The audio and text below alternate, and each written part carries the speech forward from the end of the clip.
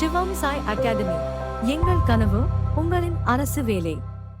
TNPSC தேர்வுக்கு தயாராகி கொண்டிருக்கிற அனைத்து மாணவர்களுக்கும் வணக்கம். டிஎன்பிசி குரூப் 4 2025 அறிவிப்பு வெளியாகிடுச்சு. ஸோ டிஎன்பிசி தேர்வுக்கு விண்ணப்பிக்க ஆரம்பிச்சிருப்பீங்க. ஆனால் விண்ணப்பிப்பதற்கு முன்னாடி பார்த்திங்கன்னா நீங்கள் பல்வேறு மிக முக்கியமான விஷயங்களை தெரிஞ்சு வச்சுக்கணும். ஏன்னா பல மாணவர்கள் என்ன பண்ணுறாங்கன்னா முக்கிய விஷயங்களை தெரிந்து கொள்ளாமல் அப்ளை பண்ணுறப்ப தவறு செஞ்சுட்டு எக்ஸாமில் பாஸ் ஆகிடுறாங்க. பாஸ் ஆகிட்டு கவுன்சிலிங்கில் ரொம்ப அவஸ்தைப்படுறாங்க. பாஸ் பண்ணிவிட்டு கவுன்சிலிங் வரைக்கும் போயிட்டு வெயிட் பண்ண வைக்கும்போது உங்களுக்கு ஒரு வலி கிடைக்கும். அந்த வலி பார்த்திங்கன்னா மிகப்பெரிய வலியாக இருக்கும். அந்த மாதிரியான அசாதாரண சூழ்நிலையை நீங்கள் தவிர்ப்பதற்காக தான் எப்படி மிகச்சரியான முறையில் விண்ணப்பிக்க வேண்டும் என்ற மிக முக்கியமான யாரும் சொல்லாத தகவல்களை நான் உங்களுக்கு சொல்ல போகிறேன்.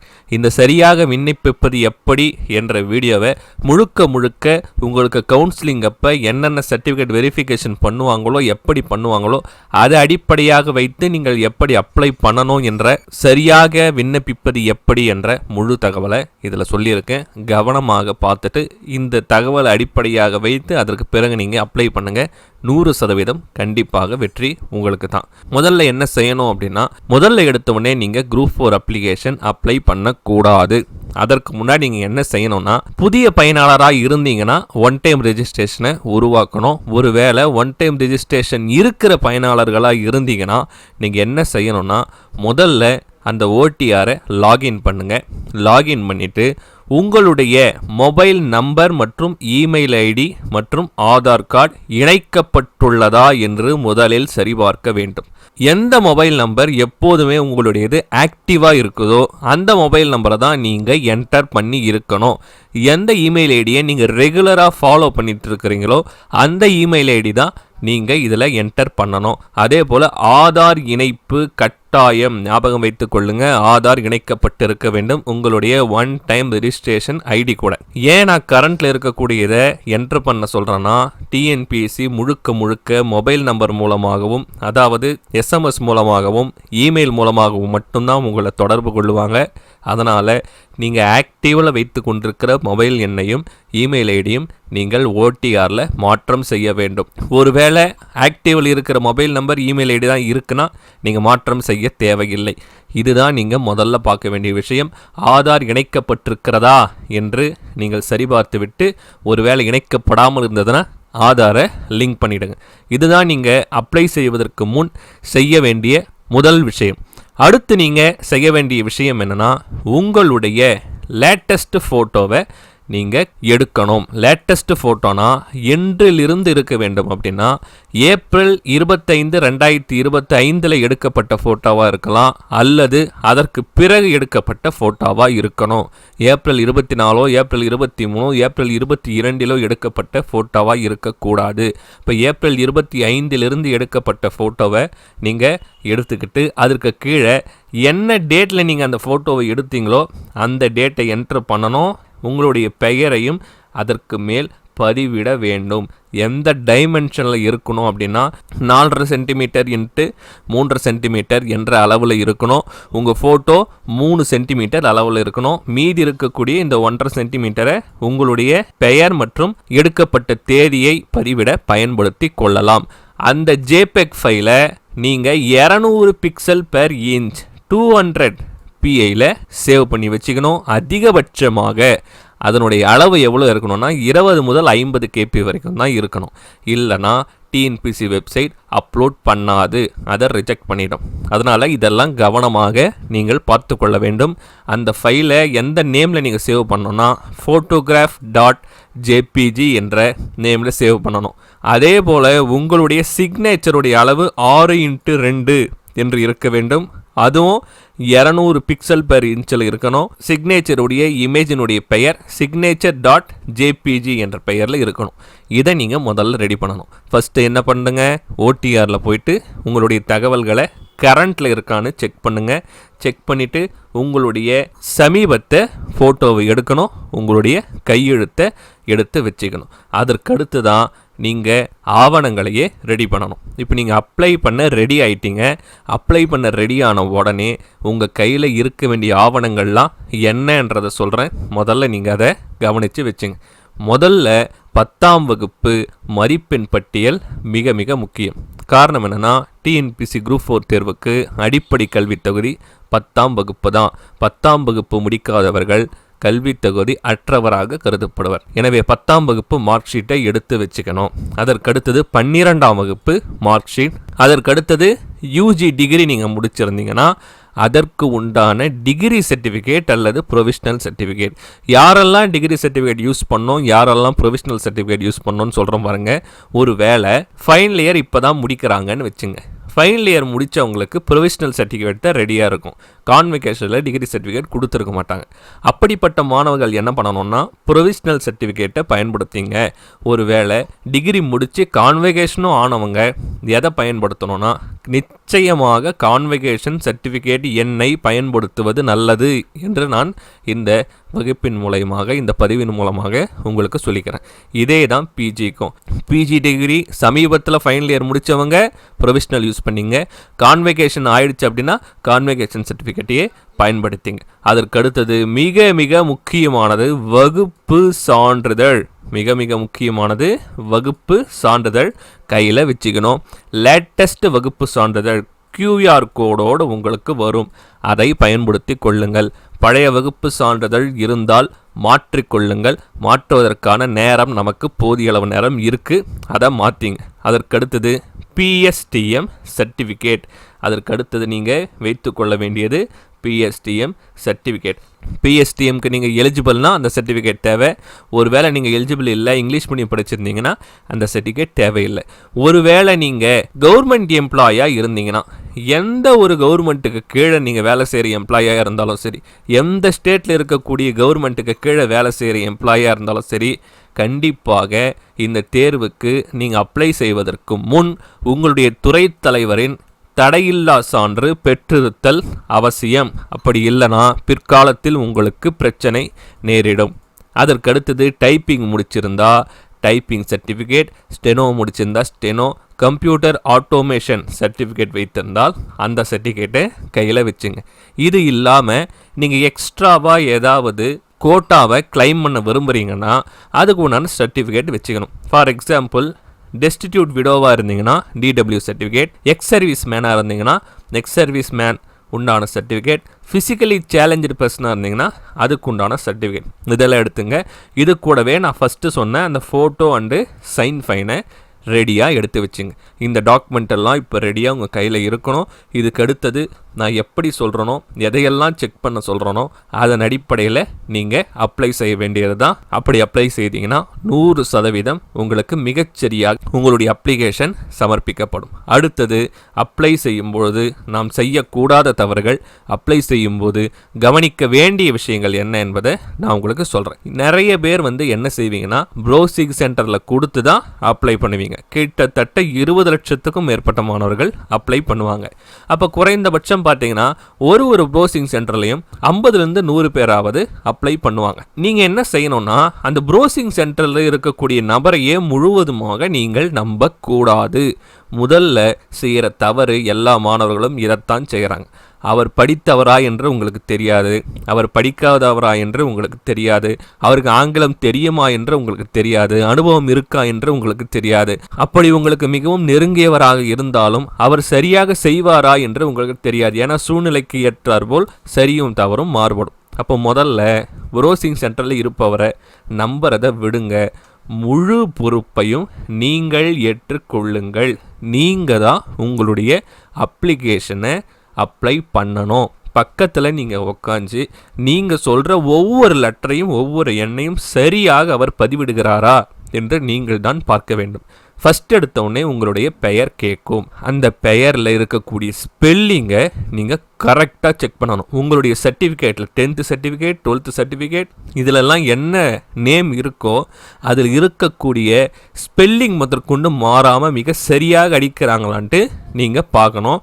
அதில் ஒரு எழுத்து மாறிட்டா கூட உங்கள் தலையெழுத்து கவுன்சிலிங் அப்போ மாறிடும். அதனால் மிக கவனமாக நீங்கள் பார்க்கணும். ஸோ சர்டிஃபிகேட்டில் இருக்கக்கூடிய ஸ்பெல்லிங்கை கரெக்டாக அடிக்கிறாங்களான்னு பாருங்கள். இதை தான் ஃபஸ்ட்டு உங்களுக்கு அப்ளிகேஷனில் வரும் உங்களுடைய பெயர். அதற்கு அடுத்தது தந்தை பெயர், தாய் பெயர். அதற்கு ஏதாவது உங்ககிட்ட ஒரு ப்ரூஃப் இருக்குது, ஆதார் கார்டோ இல்லை வேறு ஏதாவது ப்ரூஃப் இருக்குன்னா அந்த ப்ரூஃபில் இருக்கக்கூடிய ஸ்பெல்லிங்கை கரெக்டாக கொடுத்து அடிக்க சொல்லுங்கள். இது இரண்டாவது விஷயம். மூணாவது வந்து பார்த்தீங்கன்னா கம்யூனிட்டி வச்சு தான் நம்மளுடைய காலி பணியிடமே முடிவு செய்யப்படும். இப்போ நீங்கள் பிசி அப்படின்னா 26.5% காலி பணியிடம் ஒதுக்கப்படும். எம்பிசினா 20%, எஸ்சி எஸ்டி ரெண்டுமே சேர்த்து வந்து பார்த்தீங்கன்னா 18%. இந்த மாதிரி நமக்கு கோட்டா வந்து கம்யூனிட்டி பேஸ் பண்ணி தான் நமக்கு ஒதுக்குறாங்க. அப்போ கம்யூனிட்டி சர்டிஃபிகேட் நம்ம மிகச்சரியாக தகவலை கொடுக்கணும் என்பதை ஞாபகம் வச்சுங்க. இப்போ லேட்டஸ்ட் கம்யூனிட்டி சர்டிஃபிகேட்டை நீங்கள் அப்ளை செய்து வாங்கிக் கொள்வது நல்லது. காரணம் என்னன்னா, லேட்டஸ்ட் சர்டிஃபிகேட்டை தான் உங்களுக்கு QR கோடோடு வரும். பழைய சர்டிஃபிகேட் இருந்தால் தயவு செஞ்சு மாற்றிங்க. அப்போ லேட்டஸ்ட் சர்டிஃபிகேட்டை எடுத்துக்கிட்டு அதில் நம்பர் கேட்கும். அந்த நம்பரை மிக சரியாக பதிவிடுகிறாரான்னு பார்க்குறேங்க. அந்த 16 இலக்க நம்பரையும் அவர் சரியாக பதிவிடுகிறாரா என்று நீங்கள் செக் செய்ய வேண்டும். மற்றும் இஷ்யூ டேட் வந்து பார்த்திங்கன்னா மேலேயே இருக்கும். அந்த நம்பருக்கு பக்கத்தில் இஷ்யூ டேட் இருக்கும். அந்த இஷ்யூ டேட்டையும் கரெக்டாக என்ட்ரு செய்கிறாரான்ட்டு நீங்கள் தான் செக் பண்ணணும். ஏன்னா கோட்டா நம்ம கிளைம் பண்ண போகிறது இந்த கம்யூனிட்டி சர்டிஃபிகேட் வச்சு தான். இதில் நீங்கள் ஏதாவது தவறு செஞ்சிட்டிங்கன்னா மிகப்பெரிய பிரச்சனையில் போய் முடியும் என்பதை உங்களுக்கு சொல்லிக்கிறேன். அடுத்தது, நீங்கள் ஸ்பெஷல் கேட்டகரியாக இருந்தீங்கன்னா அதுக்கு உண்டான சர்டிஃபிகேட், அந்த சர்டிஃபிகேட் நம்பரை கரெக்டாக என்ட்ரு பண்ணுறாங்களா பாருங்கள். அதுக்கு உண்டான டேட்டை என்ட்ரு பண்ணுறாங்களான்ட்டு பாருங்கள். அதுக்கு கீழே உங்களுக்கு என்ன காமிக்கும் அப்படின்னா, உங்களுடைய current address, phone number, email ID ஆட்டோமேட்டிக்காக ஓடிஆரோட லிங்க் பண்ணி அது டிஸ்பிளே ஆகிடும். டிஸ்பிளே ஆன உடனே அது கரெக்டாக இருக்கான்னு மட்டும் நீங்கள் செக் பண்ணிங்க. இமெயில் ஐடியும் ஃபோன் நம்பரும் ரொம்ப முக்கியம். உங்களுக்கு ஒவ்வொரு விஷயமும் டிஎன்பிஎஸ்சி உங்களுடைய ஃபோன் நம்பருக்கு மெசேஜ் மூலமாகவும் இமெயில் மூலமாகவும் தான் தொடர்பு கொள்வாங்க. கரண்ட்டில் இருக்கக்கூடிய மொபைல் நம்பரா இமெயில் ஐடியான்ட்டு செக் பண்ணிங்க. இதுக்கு அடுத்து தான் நம்ம முக்கியமான விஷயத்துக்கே வரும். எஸ்எஸ்எல்சி சர்டிஃபிகேட் டீட்டெயில் நமக்கு கேட்கும். எஸ்எஸ்எல்சி சர்டிஃபிகேட் டீட்டெயிலில் மார்க் ஷீட்டை எடுத்துங்க. இப்போ மார்க் ஷீட்டில் சர்டிஃபிகேட் நம்பர் வந்து பார்த்தீங்கன்னா வலதுபுற மேல் மூலையில் இருக்கும். அந்த நம்பரை என்டர் பண்ணுங்கள். கீழே வந்து பார்த்தீங்கன்னா ரிசல்ட் டேட் மாரி கொடுத்துருப்பாங்க. 27/5/2010, 26/5/2009 இந்த மாதிரி டேட் கொடுத்துருப்பாங்க. அந்த டேட்டை ரிசல்ட் டேட்டாக என்டர் பண்ணிவிடுங்க. ஒருவேளை நீங்கள் ஸ்டேட் போர்டில் படிச்சிருந்தீங்க அப்படின்னா ஸ்டேட் போர்டுன்னு கொடுக்கணும்.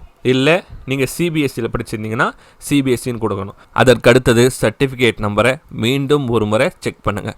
மொத்தம் 3 விஷயங்களை நீங்கள் பதிவிடணும். முதல் விஷயம் சர்டிஃபிகேட் நம்பர், அதற்கு அடுத்தது ரிசல்ட் டேட், அதற்கு அடுத்தது நீங்கள் எந்த போர்டில் படிச்சிங்கன்றதை தான் நீங்கள் என்டர் பண்ண வேண்டியது. சர்டிஃபிகேட் வெரிஃபிகேஷனும் அப்பையும் இதை தான் அவங்க செக் பண்ணுவாங்க. நீங்கள் என்னென்ன தகவலை நீங்கள் உள்ளீட அப்ளை பண்ணுறப்ப தரீங்களோ அந்த தகவலை தான் சர்டிஃபிகேட் வெரிஃபிகேஷன் அப்போது நமக்கு வெரிஃபை பண்ணுவாங்க. இதில் நீங்கள் எதாவது தவறு பண்ணிட்டீங்க அப்படின்னா சர்டிஃபிகேட் வெரிஃபிகேஷன் அப்போ நீங்கள் மாட்டிப்பீங்க.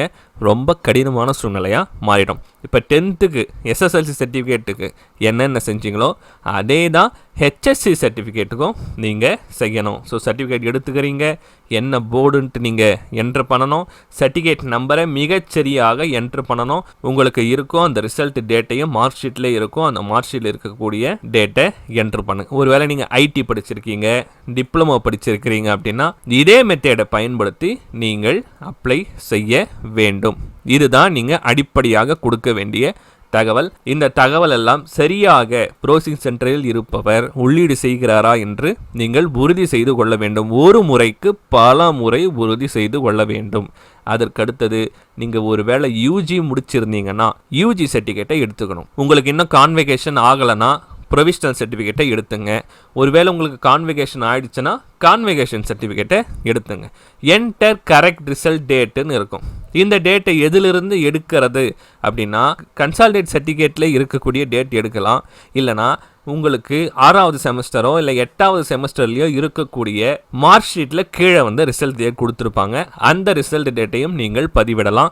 இல்லைனா ப்ரொவிஷனல் சர்டிஃபிகேட்டில் ஒரு டேட் கொடுத்துருப்பாங்க, அதை நீங்கள் பதிவிடலாம்.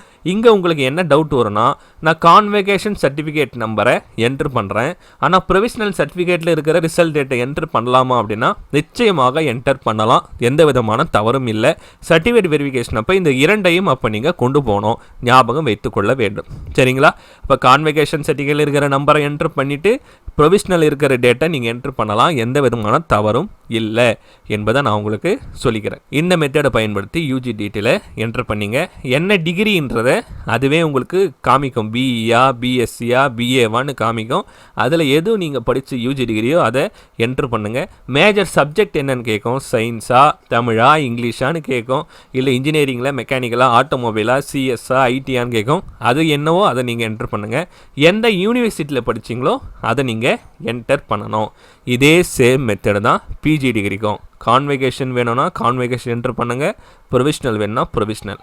கரெக்ட் ரிசல்ட் டேட்டை மிகச்சரியாக என்ட்ரு பண்ணணும். பிஜி டிகிரியை செலக்ட் பண்ணுங்கள், என்ன மேஜர் சப்ஜெக்ட் செலக்ட் பண்ணுங்கள், என்ன யூனிவர்சிட்டி அப்படின்றத செலக்ட் பண்ணுங்கள். இதுக்கு மேலே நீங்கள் ஒரு வேளை பிஹெச்டி படிச்சிருந்தாலும் பிஹெச்டிக்கும் பிஹெச்டி எம்ஃபில் போன்ற எது படிச்சிருந்தாலும் அதற்கும் இதே மெத்தட் தான். இப்போ அடுத்தது நீங்கள் டெக்னிக்கல் குவாலிஃபிகேஷனை என்ட்ரு பண்ணணும். டெக்னிக்கல் குவாலிஃபிகேஷன்னா டைப்பிஸ்ட்டு ஸ்டெனோ, இந்த இரண்டு தான். இந்த இரண்டிற்கும் என்ன கேட்பாங்கன்னா என்ன நிலைன்னு கேட்பாங்க. சீனியர் ஜூனியரில் இருக்கும் இல்லையா, என்ன நிலைன்னு கேட்பாங்க. சான்றிதழ் வாங்கி இருந்தீங்கன்னா அந்த சான்றிதழ் என்ன நீங்கள் பதிவிடணும், வழங்கப்பட்ட தேதியை பதிவிடணும். இந்த மூன்றுமே நீங்கள் சர்டிஃபிகேட்டில் இருக்கக்கூடியதை மிக சரியாக பதிவிட வேண்டும். தவறாக பதிவிட்டீங்கன்னா உங்களுக்கு டைப்பிஸ்ட்டு எலிஜிபிள் இல்லாமல் போயிடும். மிகச்சரியாக பதிவிடுங்க. கம்ப்யூட்டர் ஆட்டோமேஷன் கோர்ஸ் முடிச்சிருந்தீங்கன்னா அந்த டீட்டெயிலை நீங்கள் என்ட்ரு பண்ணலாம். இப்போ எல்லாருக்கும் இருக்கக்கூடிய டவுட் என்னென்னா பிஎஸ்டிஎம் தான். இப்போ தான் நீங்கள் புதுசாக பிஎஸ்டிஎம் அப்ளை பண்ணுறீங்கன்னா இ-சேவை மையத்துக்கு போயிட்டு நியூ மெத்தடில் பிஎஸ்டிஎம் அப்ளை பண்ணிக்கலாம். நீங்கள் இ-சேவை மையத்தில் போயிட்டு நீங்கள் படித்த ஸ்கூலுடைய டீட்டெயில் கொடுத்தீங்கன்னா அவங்க டைரெக்டாக ஆன்லைனில் ஸ்கூலுக்கு ரெக்வஸ்ட் கொடுப்பாங்க. அவங்க உங்கள் டீட்டெயிலை வெரிஃபை பண்ணிவிட்டு பிஎஸ்டிஎம்மை ஓகே பண்ணிவிடுவாங்க. நீங்கள் எங்கே அப்ளை பண்ணிக்கலாம் அந்த இ-சேவை மையத்தை டவுன்லோட் பண்ணிக்கலாம்.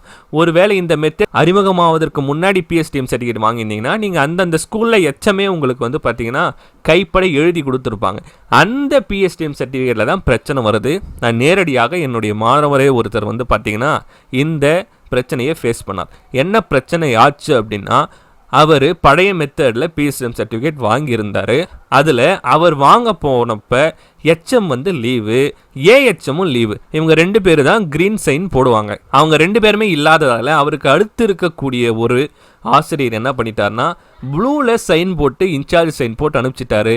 இதை அவங்க ஏற்றுக்கவே இல்லை டிஎன்பிஎஸ்சியில். அப்போ என்ன செய்யணும்னா பழைய மெத்தடில் நீங்கள் பிஎஸ்டிஎம் வாங்கியிருந்தீங்கன்னா மஸ்ட்டு அதில் க்ரீன் சைன் அத்தாரிட்டி தான் உங்களுக்கு சைன் பண்ணி இருக்கணும். சரிங்களா? பிஎஸ்டிஎம் யாரெல்லாம் கிளைம் பண்ண நினைக்கிறீங்களோ நீங்கள் கண்டிப்பாக 1 முதல் 10 வரை குறைந்தபட்சம் நீங்கள் தமிழ் வழியில் படித்திருக்க வேண்டும்.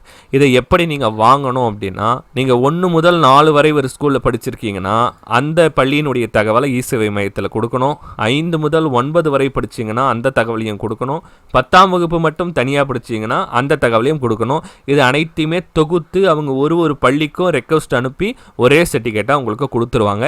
எந்த பிரச்சனையும் உங்களுக்கு வராது. நீங்கள் இதில் செய்ய வேண்டியதெல்லாம் இ-சேவை மையத்துக்கு சென்று எந்த பள்ளியில் நீங்கள் படித்தீர்கள் என்பதை மிகச்சரியாக கொடுக்கணும். இல்லைனா அவங்க ரெக்வஸ்ட் கொடுப்பாங்க, ஆனால் அந்த ஸ்கூலை ரிஜெக்ட் பண்ணுறாங்க. காரணம் என்னென்னா உங்கள் டீட்டெயில் அங்கே இருக்காது. இப்போ பிஎஸ்டிஎம் சர்டிஃபிகேட்டில் தகவலை கரெக்டாக கொடுங்க. கொடுத்தீங்கன்னா அந்தந்த ஸ்கூலில் உங்களுடைய தகவலை வெரிஃபை பண்ணிவிட்டு அப்ரூவ் பண்ணுவாங்க. அப்ரூவ் பண்ணி முடித்த பிறகு உங்களுக்கு இ-சேவை மையத்திலிருந்தே பிஎஸ்டிஎம் சர்டிஃபிகேட் வழங்கப்படும். குறைந்தபட்சம் 10ஆம் வகுப்பு வரை தமிழ் வழியில் படித்திருந்தால் மட்டும்தான் பிஎஸ்டிஎம் கோட்டாக்கு எலிஜிபிள் ஆக முடியும் என்பதை நான் உங்களுக்கு சொல்லிக்கிறேன். இப்போ பிஎஸ்டிஎம் சர்டிஃபிகேட் வாங்கிட்ட பிறகு டிஎன்பிஎஸ்சி வெப்சைட்டில் கேட்கும் 1 முதல் 4ஆம் வகுப்பு வரை, 1 முதல் 5ஆம் வகுப்பு வரை படிச்சிங்கன்னா எந்த பள்ளி என்று கேட்கும். 6 முதல் 10ஆம் வகுப்பு வரைனா எந்த பள்ளின்னு கேட்கும். 11 முதல் 12ஆம் வகுப்பு வரைனா எந்த பள்ளின்னு கேட்கும். யூஜி டிகிரினா எந்த காலேஜ் என்ன யூனிவர்சிட்டின்னு கேட்கும். பிஜி டிகிரினா எந்த காலேஜ் என்ன யூனிவர்சிட்டின்னு கேட்கும். அது எல்லாமே உங்கள் பிஎஸ்டிஎம் சர்டிஃபிகேட்டில் இருக்கும். அந்த தகவலை நீங்கள் உள்ளீடு செய்யணும். மிகச்சரியாக உள்ளீடு செய்யுங்க. சர்டிஃபிகேட்டில் இருக்கிறத மட்டும்தான் நீங்கள் உள்ளீடு செய்யணும். ஒரு ஸ்பெல்லிங் கூட மாறக்கூடாது, ஒரு எண்ணு கூட மாறக்கூடாது என்பதை உங்களுக்கு நான் தெரிவிச்சுக்கிறேன். இவ்வளவு தான் விஷயம். ஒருவேளை நீங்கள் ஃபாரஸ்ட் கார்டு, ஃபாரஸ்ட் டிரைவராக நீங்கள் அப்ளை செய்ய போகிறீங்கன்னா அதற்கு உண்டான லைசன்ஸை நீங்கள் கொடுக்குற மாதிரி இருக்கும். அதையும் நீங்கள் அப்ளை பண்ணிட வேண்டியது தான். இப்போ கடைசியாக நீங்கள் தெரிஞ்சுக்க வேண்டியது என்னென்னா, தயவு செய்து ஃபீஸ் கட்டிடுங்க. 3 சான்ஸ் இருக்குன்ட்டு பார்க்காதீங்க. ஃபீஸ் கட்டிடுறது பெட்டர். ஒருவேளை உண்மையாகவே உங்களுக்கு 3 சான்ஸில் ஃப்ரீயாக எழுதுறதுக்கான வாய்ப்பு இருக்குன்னா தாராளமாக நீங்கள் அந்த வாய்ப்பை பயன்படுத்தி எழுதிங்க.